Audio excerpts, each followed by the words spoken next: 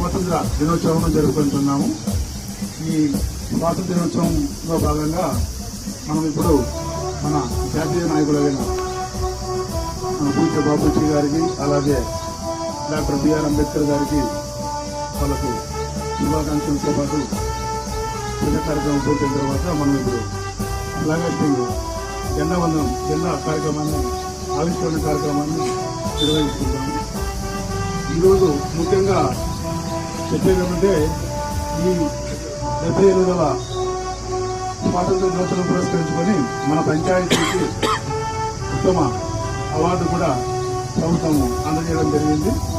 ఈ ఉత్తమ అవార్డు తీసుకునేందుకు గాను ఈ మన కార్యక్రమం పూర్తయినాక పిల్లల భవన్కి వెళ్ళి మన పంచాయతీ తరఫున నేను అవార్డు తీసుకుంటాను. కాబట్టి అందరికీ కూడా ఈ అవార్డు మనకు రావడానికి